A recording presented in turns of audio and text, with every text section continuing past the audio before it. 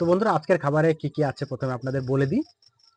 এখানে আছে চাল কুমড়ো ভাজি, গোল গোল করে চাক চাক করে কেটে, এটা চাল কুমড়ো ভাজি আমাদের নিজেদের গাছের। আর রয়েছে এখানে এখানে রয়েছে টমেটো আর মাছ। বড় মাছ নিয়ে এসেছিলাম বাজার থেকে, ভিডিও দিয়েছি, দেখে নেবেন। যদি না দেখে থাকেন দেখে নেবেন। এখানে আছে বড় মাছ, আর হচ্ছে এটা হচ্ছে রূপচাঁদা মাছ। আর হচ্ছে টমেটো টমেটো দিয়ে রূপচাঁদা মাছ দিয়ে তরকারি করা হয়েছে। আর এখানে রয়েছে ভাত, লেবু, লঙ্কা। তো চলুন খাওয়া দাওয়া শুরু করা যাক। তো প্রথমে খাবো এই চাল কুমড়ো ভাজি দিয়ে। প্রথমে চাল কুমড়ো ভাজি দিয়ে খাবো, তারপর তরকারি দিয়ে খাওয়া যাবে। চাল কুমড়োটা একদম আমাদের নিজেদের গাছের, একদম কচি চাল কুমড়ো ভাজি দিয়ে।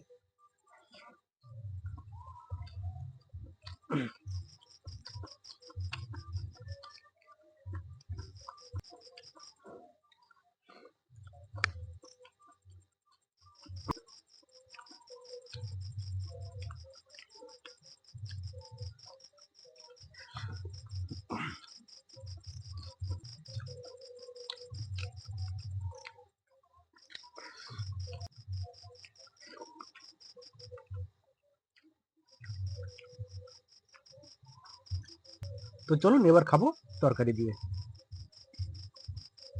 একটু একটু করে নেবো আর খাবো, একবারে সব নেবো না, একটু করে নিই আর খাই।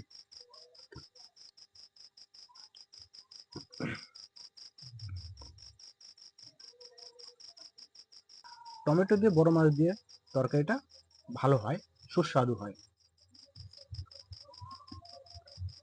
এর মধ্যে কিছু নেই, শুধু টমেটো আর মাছ, আলু ফালু কিছু নেই। লেবুটা আমি খাবো না, টমেটোতে লেবুর কাজ করে দিয়েছে, তো লেবুটা আমি খাবো না, সাইডে রেখে দিই। লেবুটা আমি খাবো না।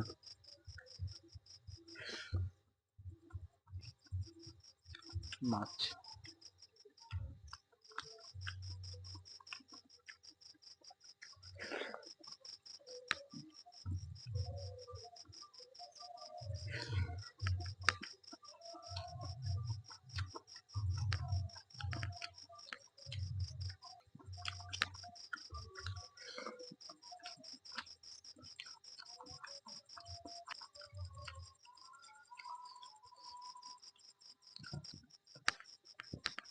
বড় মাছ দিয়ে টমেটো তরকারি বানিয়েছে জবরদস্ত।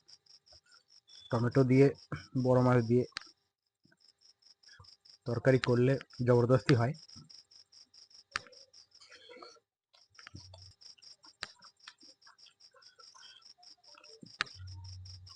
আপনাদের বলি, এই টমেটোটা যদি চালানি টমেটো হতো, দেশি না হয়ে চালানি টমেটো হতো, তো টক হতো না।